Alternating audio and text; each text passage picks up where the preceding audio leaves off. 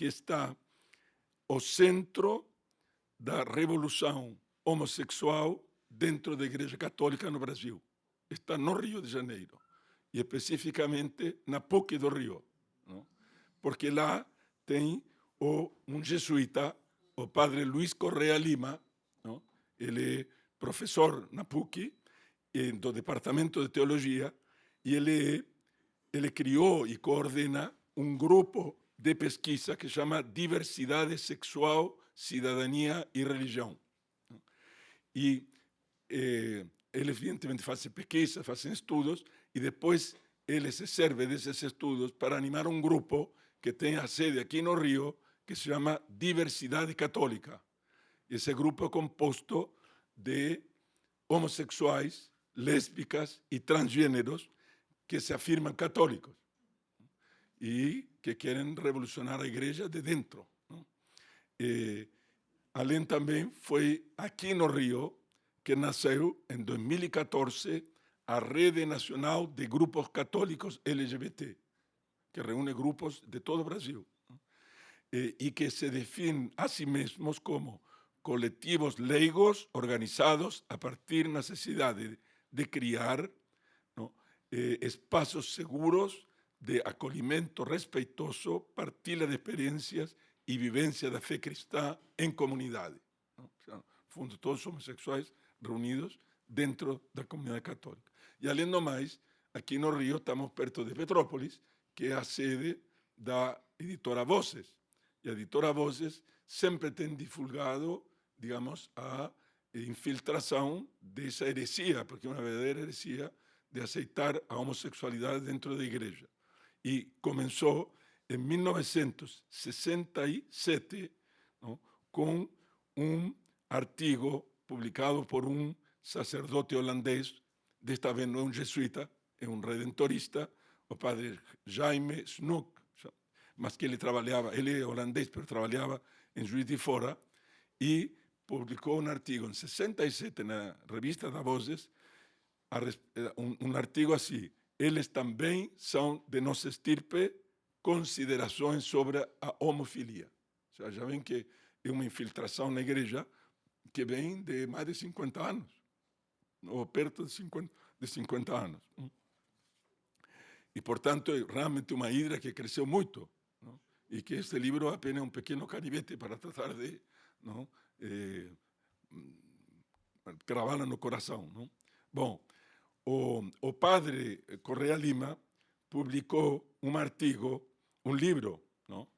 Recentemente, em 2021, que chama-se Teologia e os LGBT, Perspectiva Histórica e Desafios Contemporâneos. Infelizmente, eu tentei procurar meu livro na Europa e não consegui. Havia uma edição dessas edições Kindle que se podem ler no computador. Tentei comprar e tinha desaparecido, não consegui. Então, agora vou aproveitar a viagem aqui para comprar o livro. Mas eu li todos os artigos que ele publicou no site da Unicinos, que é a Universidade dos Jesuítas, lá no Rio Grande do Sul, e também artigos que ele publicou no site da Diversidade Católica e da Rede de Associações Católicas LGBT. Não? E grande maioria dos textos que ele publica são do padre Correa Lima. Portanto, a gente pode imaginar que o que ele diz no livro é o que diz nos artigos, só que provavelmente no livro ele colocou de maneira mais moderada, jesuiticamente, adaptou um pouco a coisa para haver menos polêmica. Não? No fundo, o que ele diz nos seus artigos? Ele repete aquilo que um ex-jesuíta americano, o padre John McNeill, publicou nos anos 70. E o que ele dizia? Aliás, ele acabou sendo proibido pela Companhia de Jesus, naquela época, de falar a respeito da homossexualidade. Ele terminou saindo da Companhia de Jesus, acho que foi expulso até, e se casou civilmente com um parceiro homossexual. E não sei se morreu de SIDA, pero de AIDS.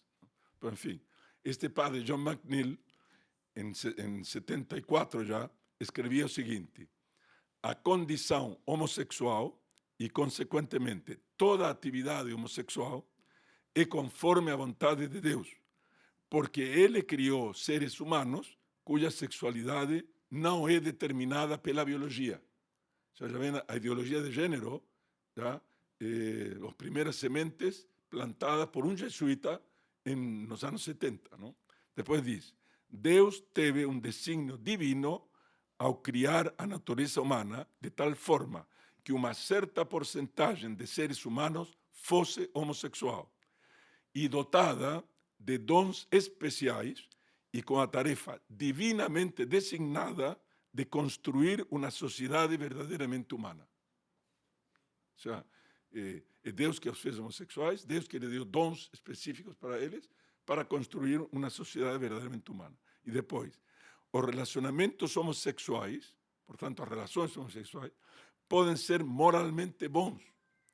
E o amor que une os parceiros em tal relacionamento, em vez de afastá-los de Deus, pode ser considerado como unindo-os mais intimamente a Deus e mediando a presença de Deus no nosso mundo. Ou seja, eles representam o desvelo de Deus pelos homens, pelo fato de que um cuida do outro numa parceria homossexual.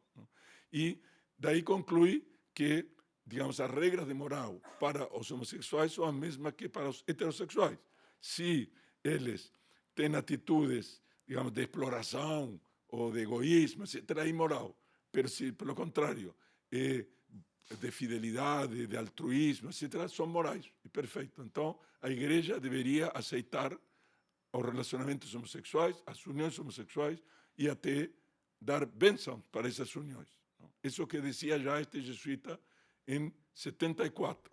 E o padre Snook, que vivia aqui no Brasil, em 67, dizia a mesma coisa de maneira um pouco mais cuidadosa. Não? Então, vem como este problema da fiducia supplicans vem realmente de muito longe. Aconteceu que nessa época o Papa era João Paulo II e o prefeito da Congregação para a Doutrina da Fé era o cardeal Ratzinger. Então, a Congregação para a Doutrina da Fé publicou documentos condenando todas essas doutrinas e depois condenando todos esses autores. Condenou o padre McNeil, condenou o padre Curran, condenou a irmã Janine Gramick, que ainda anda circulando por aí, condenou o padre Marciano Vidal da Espanha, que todos diziam mais ou menos a mesma coisa. Condenou o padre Gandon, que ele defendia inclusive a porque é uma forma de orientação sexual, portanto a gente tem que aceitá-la e tem que acabar com os preconceitos. Não? Então, eles se replegaram um pouco, mas depois, com o pontificado do Papa Francisco e a famosa frase dele saindo do rio, não? Quem sou eu para julgá-los? Eles viram que o ambiente estava preparado e eles começaram a sair à luz do dia, não? Realmente. Agora, qual é ele? O padre Correa Lima, quando saiu a primeira declaração, 2 anos atrás, 3 anos atrás, da Congregação para a Doutrina da Fé, do cardeal Ladaria, dizendo de que a igreja não tinha o poder de autorizar a bênção de casais homossexuais, porque era uma situação objetivamente contrária à lei de Deus, não? Ele escreveu um artigo aqui no Brasil, dizendo que isso não tinha sentido. Não? O que há de mal numa relação amorosa? Diz ele. Se gera vida para as pessoas que estão nela, não? E a vida e o amor das uniões do mesmo sexo não valem menos diante de Deus do que a vida e o amor de todas as demais uniões. Agora, qual era a fonte dele para dizer isso? O Evangelho? Claro que não. O Evangelho diz o contrário, e as epístolas de São Paulo, etc., dizem o contrário. Mas uma simples conversa do Papa Francisco com um notório homossexual, chileno, aliás, compatriota meu, que ele nomeou para a Comissão Pontifícia de Proteção dos Menores, que chama Juan Carlos Cruz. Então, o Papa diz assim, aqui vou citar o próprio padre Correa Lima, ele diz assim, ao gay chileno Juan Carlos Cruz, que na adolescência foi vítima de um sacerdote, Francisco chegou a dizer, Juan Carlos, que você é gay, não importa, Deus te fez assim. Deus te fez assim. E te ama assim. E eu não me importo. Olha que ele é homossexual, que leva publicamente uma vida homossexual, em parceria com outros, etc. O Papa te ama assim. Você precisa estar feliz como você é. Então, esse é o novo evangelho do Papa Francisco para justificar as uniões homossexuais. E o Papa tem várias, repetidas vezes, insistido em que se deve reconhecer legalmente as uniões civis. E que, de qualquer maneira, a homossexualidade deve ter que ser descriminalizada. Então, para esse novo evangelho do Papa Francisco, pregado por este jesuíta Correa Lima, animador da diversidade católica, se a pessoa é homossexual, isso não é fruto de a misteriosa, digamos, união de certas predisposições naturais com algumas circunstâncias da vida, não? Mas diretamente da vontade de Deus. As pessoas são homossexuais porque Deus quis que fossem homossexuais para aportar algo à humanidade. Não? A pessoa já nasce homossexual, segundo eles, ou lésbica, ou com o corpo errado, como dizem os transexuais, não? Que foi criado com o corpo errado, porque a alma deles, supostamente, seria contrária ao corpo. Agora, isso aí não tem nenhum sustento, nem na ciência, porque não existe um cromossoma homossexual. No começo tentaram dizer isso, não? E a prova mais clara é que existem, como chama, os gêmeos homocigóticos. Quer dizer, quando houve fecundação, era um só cigote, que depois de 7 dias, 11 dias, se separa em 2. Então, são gêmeos que têm exatamente o mesmo DNA. Exatamente o mesmo. Mas tem que um é homossexual e o outro não é. Não? Logo, não é algo genético. Não? Bom, se não é genético, é algo que apareceu depois. Não? Então, não se sabe ainda direito quais são as razões, o que favorece. Não? Há psiquiatras e psicólogos que estudam isso ainda, mas, de qualquer maneira, se há alguma predisposição ainda hormonal, digamos, o principal acabam sendo os fatores da formação na infância e na juventude. Tudo isso é muito misterioso. E isso ainda é reconhecido até pelos próprios líderes do movimento homossexual.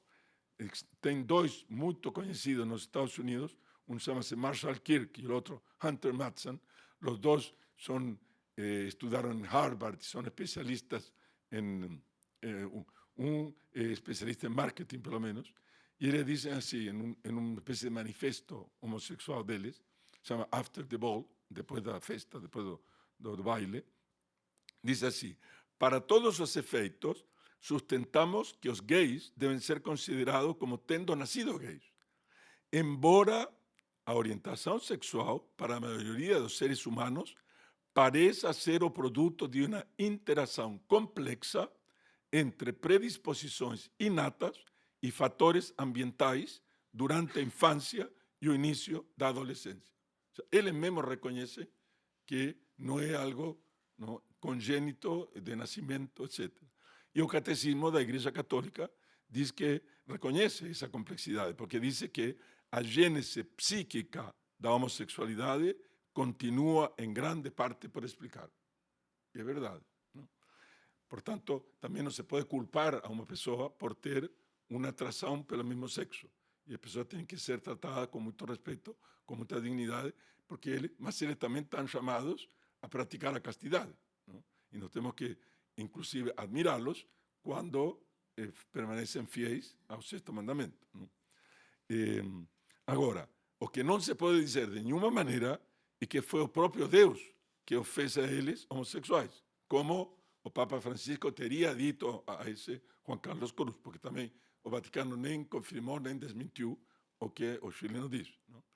Então, neste livro há um box cinza respondendo a essa objeção, que é Deus realmente que faz as pessoas homossexuais.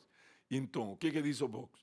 Ele diz que essa alegação pressupõe que, pelo menos no caso da homossexualidade, não há uma distinção entre Deus como causa primeira de todas as coisas e as causas segundas, não? Que agem no universo criado. Então, por exemplo, se fosse assim, a gente teria que dizer que a tempestade, o temporal, a enchente que houve no Rio Grande do Sul foi diretamente provocada por Deus, e não pelas causas segundas que agem na atmosfera e tudo. Ora, essa formulação falseia o conceito católico de providência, da providência divina. Porque, segundo o conceito católico, Deus não é o autor direto do mal que existe no mundo, nem do mal físico, das doenças, dos desastres naturais, etc. A pessoa tem câncer, não é porque Deus colocou câncer na pessoa, não? São condições biológicas que favorecem, ou às vezes até o estresse, etc., favorecem o câncer, não? Ou até os males morais, os pecados. Evidentemente, Deus não pode ser o autor direto do pecado, não? Ou dos crimes. Não?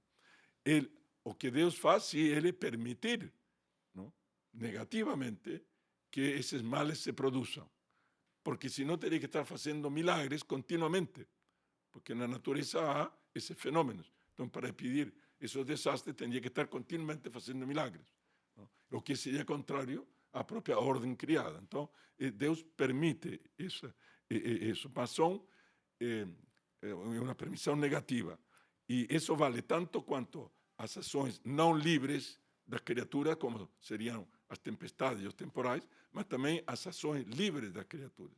E eu cito um conhecido teólogo alemão, o padre Bartmann, cujo manual de teologia era usado nos seminários antes do Concílio Vaticano II, dizendo que isso vale nos homens, não tanto para as questões físicas quanto para as questões psíquicas.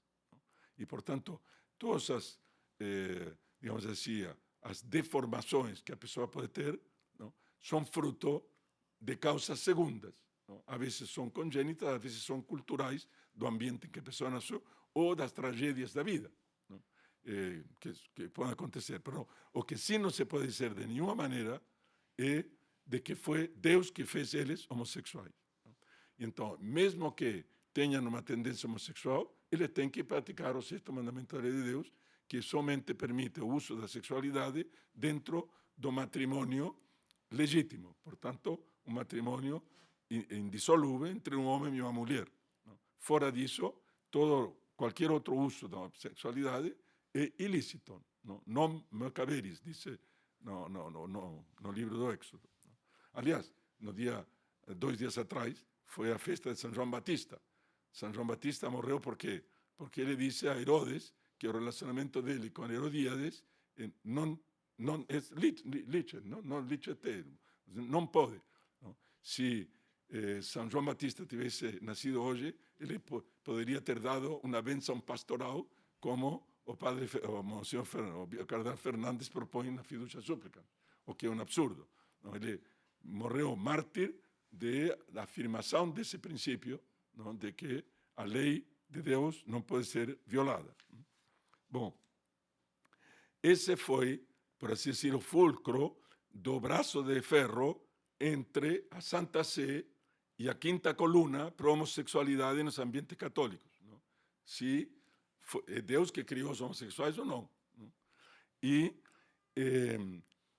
o próprio cardeal Ratzinger, numa carta que ele escreveu aos bispos sobre o atendimento pastoral das pessoas homossexuais, em outubro de 1986, ele disse o seguinte: mesmo dentro da igreja, formou-se uma corrente constituída por grupos de pressão com denominações diferentes e diferente amplitude, que tenta impor-se como representante de todas as pessoas homossexuais que são católicas. Entretanto, na realidade, seus adeptos, na maioria dos casos, são pessoas que ou desconhecem o ensinamento da igreja ou procuram subvertê-lo de alguma maneira. Não? Então, esses grupos de homossexuais católicos, não? Na realidade, o que querem não é a ajuda da igreja para praticar a castidade, mas é juntar-se para ser um grupo de pressão para obrigar a igreja a cambiar a sua doutrina e a aceitar a homossexualidade e as relações que eles mantêm contra a natureza. Então, é por isso que esses grupos favorecem o que chamam de sair do armário, não? Porque supostamente afirmar-se publicamente como homossexual, não, evidentemente as pessoas levam um choque as conhecem, etc. Às vezes essas pessoas têm certos valores humanos. Então a pessoa diz, mas como pode ser fulano de tal também é homossexual? Então daí começa a nascer uma natural tolerância em relação ao homossexual. E eles aparecem como vítimas, não? Nós estamos sendo perseguidos, estamos sendo discriminados, não por algo que não escolhemos. Não escolhemos sermos homossexuais. Isto foi um condicionamento, foi o próprio Deus que nos fez assim, não? Então, é precisamente o que esse grupo Diversidade Católica, aqui no Rio e nas outras sessões que ele tem no resto do Brasil, eles promovem. Eles promovem que as pessoas que têm tendência homossexual se juntem a eles e saiam do armário para fazer pressão na igreja. E vão nas paróquias, etc. Então, existe uma das fundadoras, não é a fundadora, mas foi das primeiras que se juntou ao grupo, chama-se Cristiana de Assis Serra, e ela fez uma dissertação de mestrado. Não foi na PUC, foi na Federal, daqui do Rio de Janeiro. E o título já é muito significativo dela. Chama-se assim, Viemos para comungar. Viemos para comungar, não faltava para comungar. Viemos para comungar. Estratégias, portanto, estratégias, é uma estratégia de um lobby, estratégias de permanência na igreja desenvolvidas por grupos católicos LGBT brasileiros e suas implicações. Esse é o título da tese de mestrado dela. Como eles estão fazendo dentro da igreja católica para impor a visão que eles têm, não? E ele dedica toda uma sessão a um tema que é assim, a dupla saída do armário, como apropriação do espaço e subversão da ordem. Que eles querem subverter a Igreja Católica, não? Então ela disse que o nome do organismo, Diversidade Católica, já é uma saída do armário, não? Mas que é ainda, por assim dizer, apenas entreabrindo um pouco a porta, não escancarada. Pero no site sempre tem o título e depois tem uma espécie de lema, uma legenda embaixo. E a legenda já era mais explícita. Então, o que diz a legenda? Diz, para que gays vivam sua vocação e dignidade de filhos de Deus na igreja e na sociedade. Ou seja, eles serem plenamente aceitos, não? Então, o resultado, ela diz o seguinte, que ao se auto-identificarem como diversos, aqueles até então nomeados como excluídos se visibilizam. É o que eles querem, aparecer em todos lados. Em sua materialidade, no interior do campo religioso e não fora dele. Nós somos católicos, reivindicamos nossa condição de católico, mas reivindicamos nossa condição de homossexuais, desmentindo a suposta uniformidade do campo católico romano. Então, é quebrar a unidade da igreja. Não? Que fique claro, não, dentro da igreja há correntes que aceitam a homossexualidade. A prova somos nós, que estamos aqui dentro e nos afirmamos diversos, não? Em contraste ao quê? Ao ocultamento receoso e ao temor da exposição involuntária anteriores, não? E, portanto, diversidade católica visibiliza-se e se autonomia deliberadamente como um movimento de gays católicos praticantes, subvertendo a ordem clericalista preponderante até então, hierárquica, verticalizada e legitimadora dos detentores do poder. Parece o sínodo da sinodalidade, não? Pero isto é escrito muito antes. Bom, e por quê? Porque eles são capazes de quê? De definir o que é bom do que é mau, do que é norma ou do que é desvio, da inclusão ou da exclusão. Então, nós contestamos, nós subvertemos essa ordem e nos afirmamos dentro dela, não? Então, no nosso livro citamos outros casos similares, não? O mais famoso é uma associação que nasceu na Inglaterra, depois passou sobre todo para a Austrália e depois nos Estados Unidos, chamada The Rainbow Sash, ou seja, a faixa arco-íris. Eram pessoas que se apresentavam na missa com uma faixa arco-íris para declarar somos homossexuais e se apresentavam para comungar. Então, quando os sacerdotes lhe recusavam a comunhão, eles voltavam, não diziam nada, voltavam para os bancos, ficavam em pé com a faixa, mas como era sempre um grupo grande, evidentemente isso criava um lío, e na saída, então eles davam declarações para a imprensa, etc, etc. Não? E era uma maneira, evidentemente, de ir fazendo pressão para que os bispos começassem a aceitar. E evidentemente que havia bispos liberais dispostos a isso. Então, por exemplo, o cardeal Mahony de Los Ángeles, o Vaticano tinha proibido que se les dê a comunhão, mas o cardeal mandou um emissário dizer para ele, olha, porque eles lo fazem normalmente, lo faziam, porque isso já parou um pouco, no dia de Pentecostes, porque segundo eles, o dia de Pentecostes foi quando o Espírito Santo deu a variedade de dons à igreja. E um dos dons é o dom da homossexualidade. Não? Então, em Pentecostes era que eles se apresentavam com as bandeiras. Então, o cardeal mandou avisar ao chefe local do Rainbow Sash, disse, olha, vocês venham para a catedral, são muito bem-vindos, e evidentemente eles davam a comunhão. Não?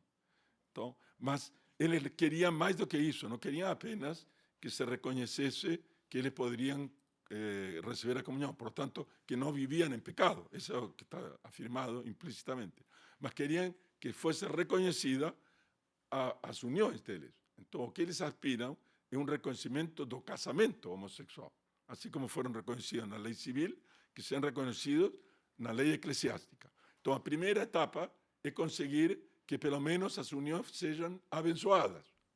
Então, a primeira coisa que fizeram foi começar nos dias de São Valentim. Valentim se diz em português, não? No, Valentinho. Valentim, São Valentim. No dia de São Valentim, como é o dia dos namorados, não? Os sacerdotes davam bênçãos para os casais nas paróquias. Então, eles aproveitavam e iam, como casal, pedir a bênção. Não? E criavam já uma primeira. Então, evidentemente, era sobretudo em paróquias que já são favoráveis a eles. Não? Desculpe, mas já me alivia um pouco e melhora a voz, assim que para os senhores fica melhor. E o caso mais escandaloso era a Catedral de Viena. Na Catedral de Viena, com a permissão do cardeal Schönborn, todas as festas de São Valentim, o padre, o pároco, dava a bênção e oficialmente convidavam aos homossexuais para se apresentar. E depois, então, a televisão pública ia entrevistá-los na saída e os homossexuais faziam declarações elogiosas do pároco e do cardeal por fazer isso. Não? Então, isso imagine o escândalo que produz entre os fiéis e entre até os não católicos, o fato de ver a Igreja Católica dando bênçãos. Não? Bom, foi por causa disso que o Vaticano, 3 anos atrás, o cardeal Ladaria, na época era o prefeito da Congregação para a Doutrina da Fé, recibió una consulta de un bispo si era permitido a igreja dar esas bênçãos.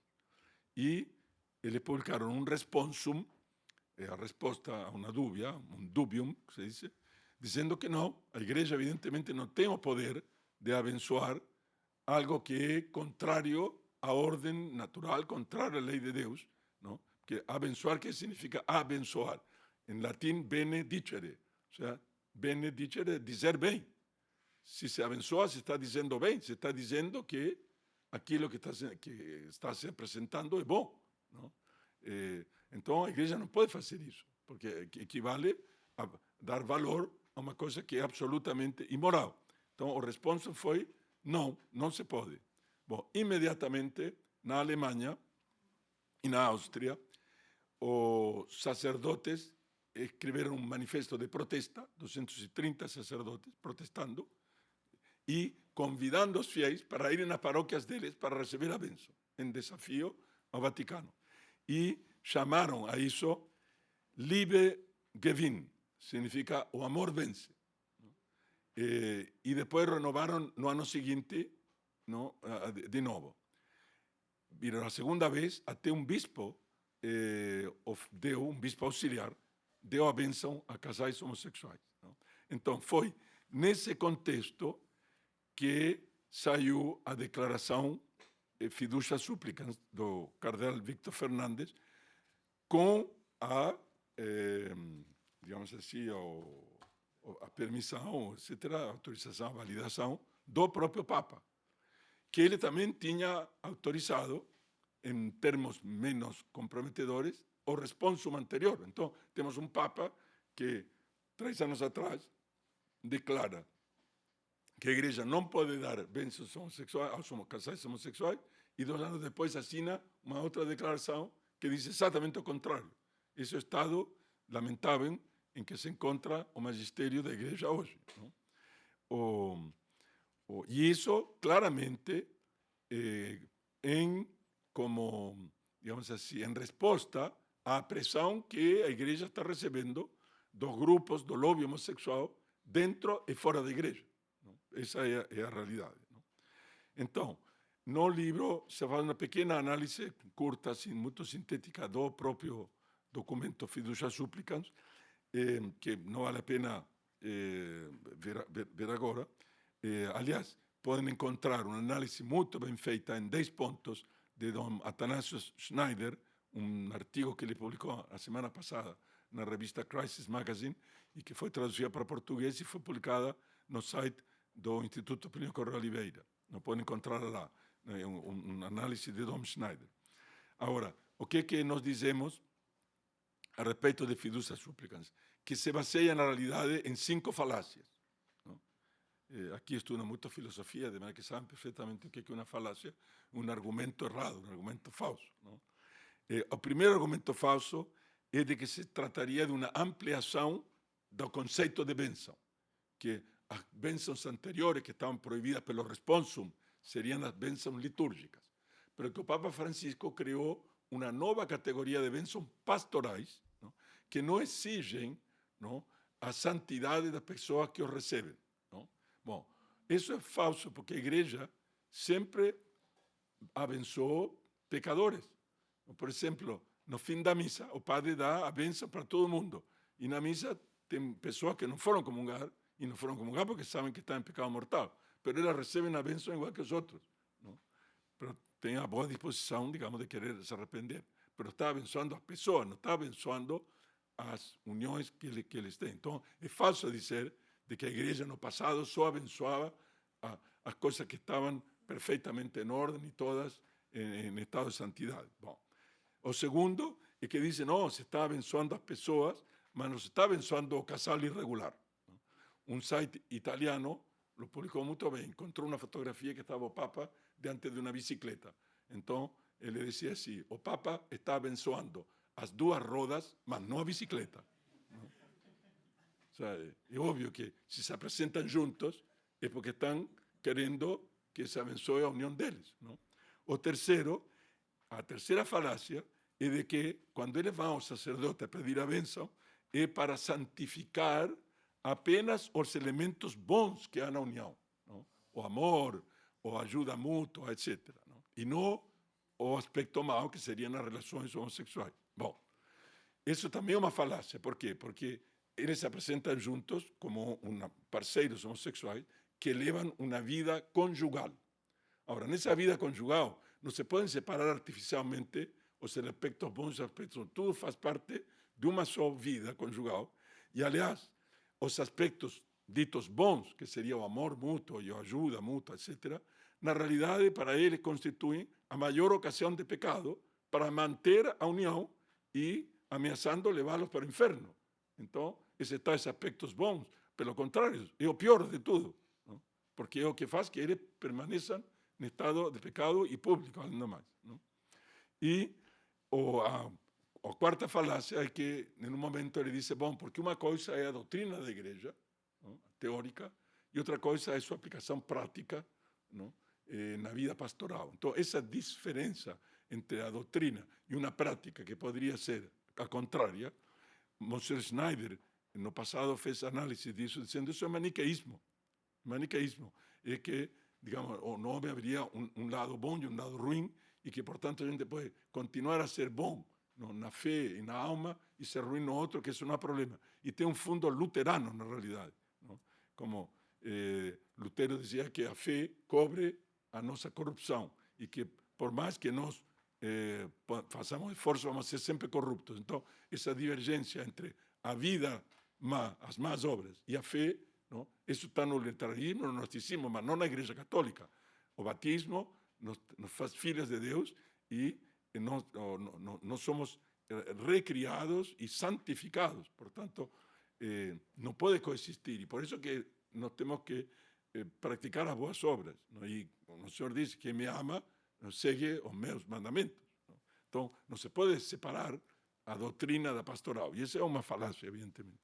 E a quinta falácia é a hipocrisia de imaginar que, colocando algumas restrições, não, que está na fidúcia súplica, que não pode ser dada a bênção no altar, que os que estão pedindo não podem estar vestidos como noivo e noiva, não, que tem que ser rápido, chegou a dizer que tinha que ser 5 segundos, não, está ridículo, que tem que ser espontâneo, que os sacerdotes iam a respeitar isso. Não? Bom, já estão saindo em todos lados casos de verdadeiras cerimônias de casamento, não? Organizadas nas paróquias, e o caso mais extremo foi no Uruguai, na diocese de Maldonado, em que duas figuras, las mais conhecidas da televisão uruguaia, não? Um cômico e um apresentador de televisão, o cômico tem como 80 anos e o outro tem 30, bom, e se casaram civilmente, mas no mesmo dia do casamento civil tinha uma festa para 400 invitados.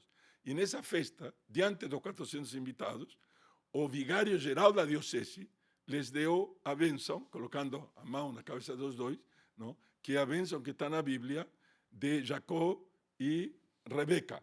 Não?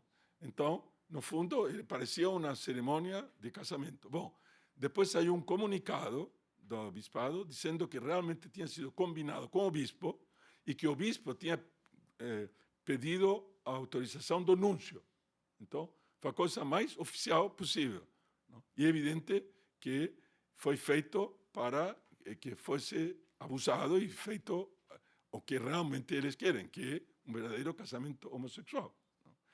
E então, o cardeal Fernández foi entrevistado por uma revista espanhola chamada Alfa e Omega a respeito desses abusos, e ele disse: não, esses são casos muito pequenos, irrelevantes. De qualquer maneira, não vamos fazer uma casa de bruxas. E depois, o Papa Francisco, ele deu uma entrevista a respeito deste assunto. Então, ele disse que tentou minimizar, não, a reação que houve contra a fidúcia súplica. E disse que, olha, os que protestam com veemência pertencem a pequenos grupos ideológicos. Não? Bom, acontece que todo o episcopado da África subsaariana, com exceção da Conferência Episcopal da África do Sul, não, que na realidade a maioria são brancos, não são negros, publicaram notas condenando a declaração, dizendo no nossos países isso não vai ser aplicado. Não? Então, como aplicar que toda a África diz assim? Bom, no caso da África, na realidade, os africanos, disse o Papa, são um caso à parte. Não? Porque para eles a homossexualidade é algo feio, do ponto de vista cultural, não a toleram. Não? Então, bom, no caso deles se pode permitir. Não? Essa foi a maneira que ele deu para justificar. Mas concluiu que ele não teme um cisma. Não há período de cisma, porque na igreja sempre houve pequenos grupos que manifestaram reflexões cismáticas. Devemos deixá-los ficar e seguir, e olhar para frente. E depois diz que ele confia que, pouco a pouco, todo mundo vai compreender o espírito da declaração fidúcia súplica. Bom, aí que está, na realidade, a ameaça. Não? É dizer, bom, se tem alguns que não aceitam, vão ser acusados de cismáticos, não? Por recusar-se a aceitar algo que o Papa atual aceita. Não? Agora, nisso les engana, porque, evidentemente, fidúcia súplicas representa uma mudança na doutrina da Igreja, não? E choca com a integridade dos ensinamentos de nosso Jesus Cristo, e, portanto, fiéis têm que opor uma resistência. E essa resistência é lícita e deve ser, inclusive, pública. Não? E, portanto, nós temos que entrar em estado de resistência e nos mantermos até que o ensinamento católico tradicional, não? Como está no Catecismo Amarelo, recentemente publicado pelo Centro Dom Bosco, não? E que Bruno apresentou, não? No começo da nossa reunião, que continue a ser isso o norte que guia, que inspira, que vivifica toda a vida da igreja. E para isso temos que evitar duas soluções fáceis. Uma consiste em dizer, bom, o Papa Francisco é o magistério vivo da igreja. Quem sou eu para julgá-lo? Um simples fiel, portanto tenho que obedecer o que ele diz. E se está errado, a culpa vai ser dele e não minha. E portanto eu sigo o que ele dizer.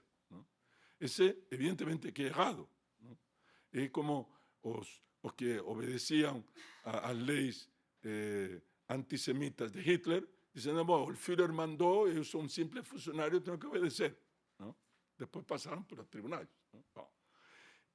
A outra é dizer, bom, tudo isso é claramente uma heresia, no caso é uma homo-heresia, logo quem patrocina isso não pode ser Papa, não?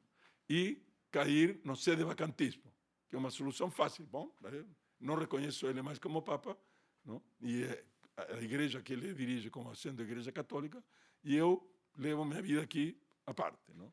Bom, é preciso recusar essa falsa alternativa, porque é uma falsa alternativa, reconhecendo ao Papa Francisco como vigário de Cristo na Terra e aos bispos diocesanos como sucessores dos apóstolos, mas sem, por isso, deixar de resistir-lhes em face, como fez São Paulo com São Pedro. Não? E como, após o concílio, o Dr. Plínio Corrêa de Oliveira e outros resistiram a Paulo VI.